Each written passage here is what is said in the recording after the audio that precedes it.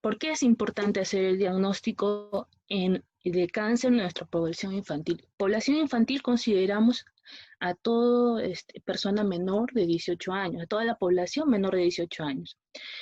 Según la OMS, la incidencia a nivel mundial, como lo ha estado presentado en las primeras diapositivas la doctora, va entre 50 a 200 casos por cada millón de habitantes. Siguiente.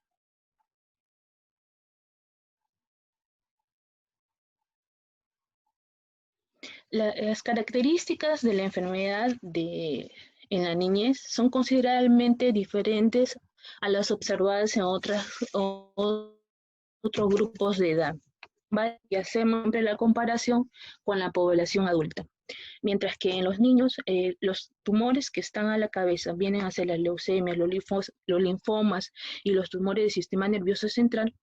En la población pediátrica, mientras que en los adultos viene a ser el cáncer de pulmón, cáncer de mama, cáncer de útero, cáncer de próstata, como se mencionó anteriormente. Lo que es también la diferencia entre la población pediátrica y la población adulta es que en la población adulta va más asociado a estilos de vida de esta población. ¿Qué quiere decir?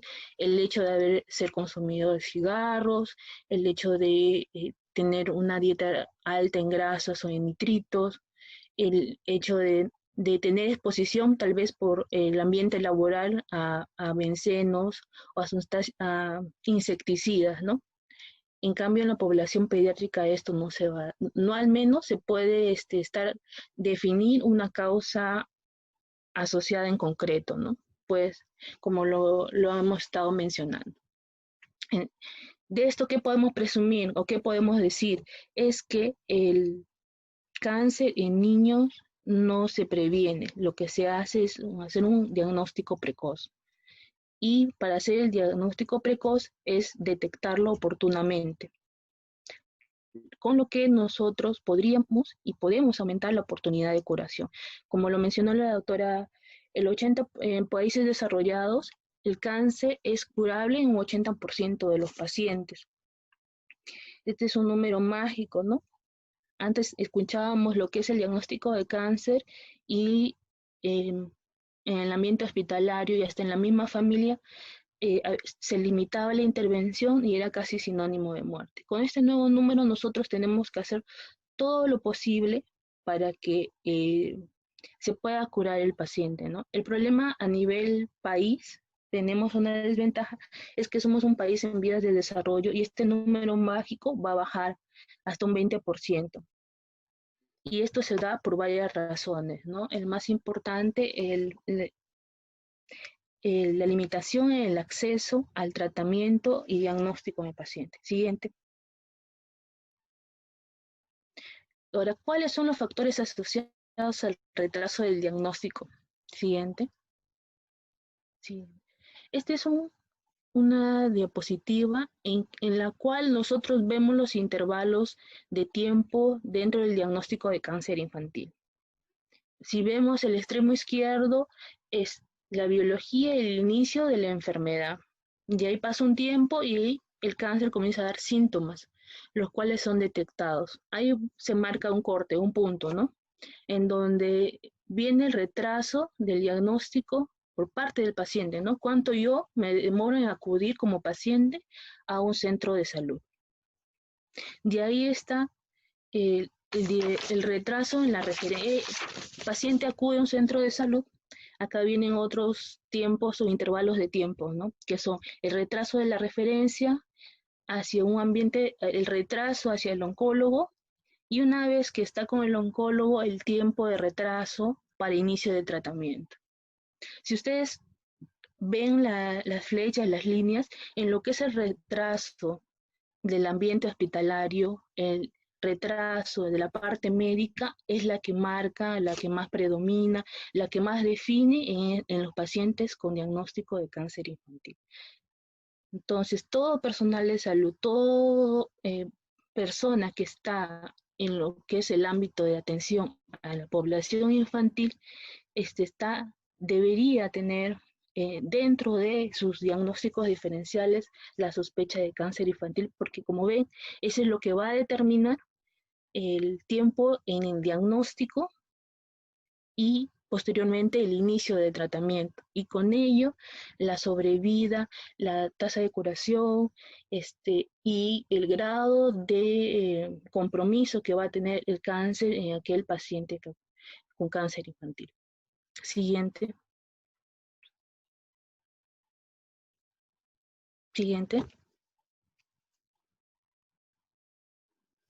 Ahora, acá hay algunas publicaciones en donde vamos a ver los factores asociados al retraso diagnóstico en lo que es el paciente, ¿no? Como vemos, hay un tiempo de retraso de que momento mismo que ya empezamos a tener el diagnóstico de cáncer y acudir a un centro de salud, a un médico para una revisión. Comparando entre todos los niños, dice que los niños mayores tienen más riesgo de retraso en el diagnóstico que los menores. Esto debido generalmente porque tienden a minimizar sus síntomas, tienden a minimizar los signos que están. Entonces ahí hay una diferencia. Mientras que el niño pequeño, al estar al costado de la madre o el padre, ellos siempre están evaluando a los pequeños y si hay algo anormal, tienden a acudir a un centro de salud más pronto.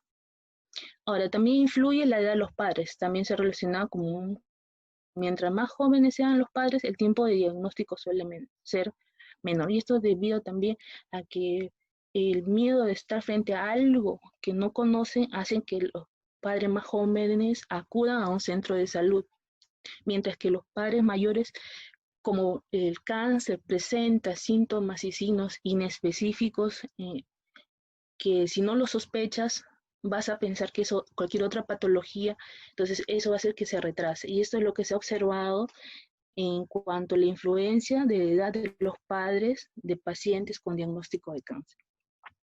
En cuanto al nivel educativo de los padres, también influye en lo que es el retraso del tratamiento y el retraso de referencia, ¿no? Unos padres a mayor educación, hay más pronto van a acudir a un centro de salud, a acudir a pedir ayuda para una evaluación y descarte de cáncer, ¿no? Siguiente. Ahora, dependiendo del tipo de enfermedad, también va a depender qué tan pronto nosotros acudamos a pedir atención. Cuando es, por ejemplo, una patología intraabdominal, acudimos ya cuando la tumoración, hablando como población, ¿no? La población o el paciente acude a un centro de salud cuando ya es evidente la masa tumoral, ¿no? Mientras que aquellas tumoraciones que están a nivel óseo o partes blandas externas, a nivel del ojo, se podría detectar más precozmente que los que son ubicados a nivel intraabdominal. Y ahora esto es importante y por eso es que se está dando mucho énfasis en lo que es las capacitaciones, porque los pacientes no van a llegar directo al oncólogo pediatra, los pacientes van a llegar al médico general, al pediatra, al interno residente. Y ellos son los que van a definir mucho en cuánto se va a demorar en ser atendido ese paciente, en lo que es el retraso del tratamiento, porque basta que uno de la primera cadena se retrase en reconocer que estamos frente a un cáncer infantil, todo lo demás se va a retrasar. Siguiente. La relación entre el retraso del tratamiento y el estadio clínico es complejo. El 65% de los niños se presentaron con un estadio 3, 4 y 5, o sea, estadios avanzados, en los reportes latinoamericanos. Siguiente. Entonces, factores asociados al retraso diagnóstico y esto más va relacionado a nosotros como personal de salud. Deficiente historia clínica y examen físico. A veces por la premura, por la sobrecarga de trabajo, no indagamos en mayores datos, ¿no?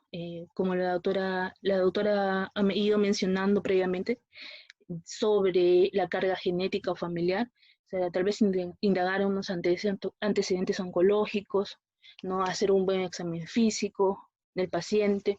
Podría ayudarnos un montón. El examen físico es muy básico e importante para hacer lo que es un diagnóstico temprano del cáncer infantil. Lo otro es que tendemos a buscar síntomas inespecíficos o busca de signos clásicos, ¿no? Ya que queremos que esté completado todo, ¿no? Los moretones, la anemia, la pérdida de peso, la astenia, mientras que tal vez no vaya a presentar todo, no hagas todo tu checklist completo, sino tengas al menos la mitad o una parte de los diagnósticos sospecha que podrías estar frente a un paciente con cáncer infantil. Si bien es cierto, el cáncer infantil todavía es considerado un diagnóstico raro por ser el 3%, debería y deberíamos tener siempre presente. ¿Por qué? Porque lo que mencionó la doctora Vázquez en un inicio, ¿no? Nuestra incidencia es baja no porque no se presenten casos, sino porque estos pacientes llegan a fallecer por otras causas, ¿no? O llega a ser estudiados y mientras vamos haciendo el estudio fallece y no se llega a concluir que, que el diagnóstico final era un cáncer, era una patología oncológica. Otro es el problema administrativo para la referencia. Diferente es que el paciente esté, la doctora mencionaba que el país donde nacías definía cómo podía ser tu tratamiento y tu manejo de tu cáncer infantil, ¿no? Del cáncer infantil en la población. Pero también podríamos eso traspolar a la población en Perú, ¿no? Nacer en Lima es diferente a nacer en una provincia, ¿no? La gente que está en provincia sabe muy bien que eso es una realidad, ¿no? En cuanto a la referencia, hay ciertas limitaciones en lo que es eh, poder referir un paciente a un centro donde pueda recibir el tratamiento complementario. El poco acceso al sistema de salud y los otros también a veces no buscan una segunda opinión, ¿no? Esto refiriéndose a los padres, entre otros muchos otros. Siguiente.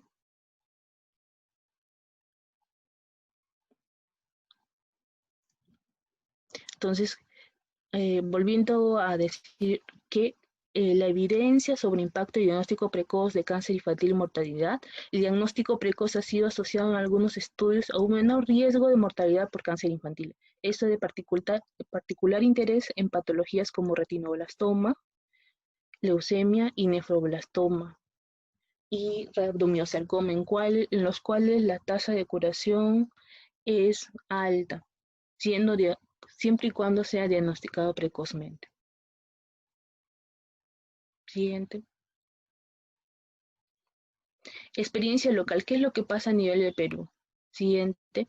Se hizo un estudio para ver los factores, el cuadro que vimos anteriormente sobre el tiempo que se demora el paciente a acudir a un centro de salud, en ser atendido y referido al oncólogo e iniciar el tratamiento. ¿Qué es lo que se encontró? Siguiente.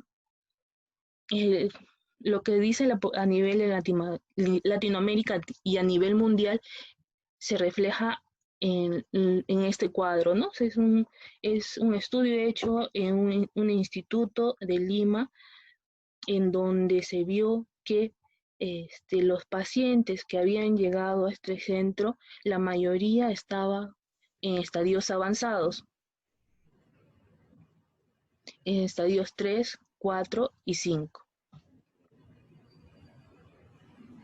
¿Qué síntomas y signos estaban asociados a cáncer infantil? Siguiente. Es importante detectar el cáncer en niños y adolescentes ante la presencia de unos signos y síntomas, los cuales se describen para los tipos de cánceres más comunes.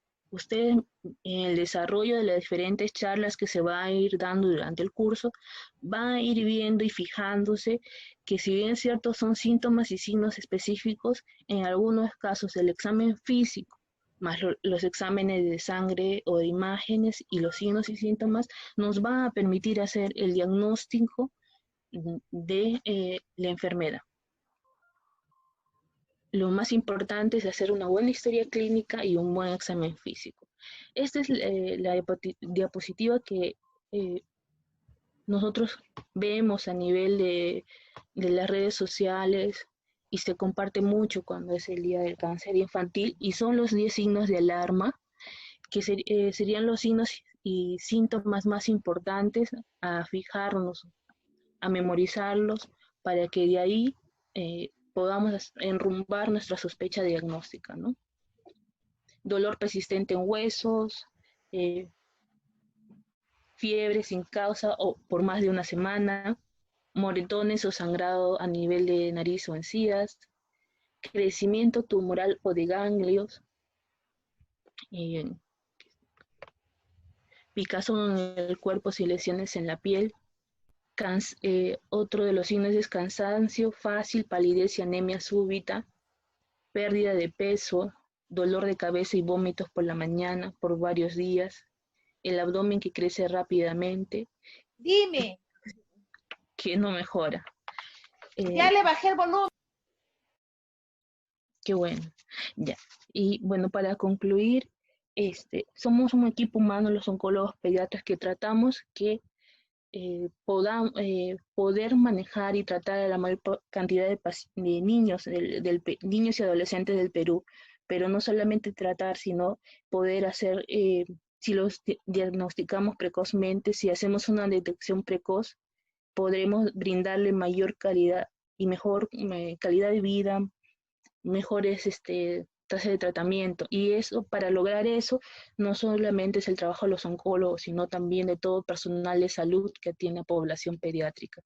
Con lo cual les pido que sigan con las charlas, van a estar muy interesantes. Este, dense un tiempo que es un tiempo valioso y se agradece mucho por la asistencia de los 201 participantes el día de hoy.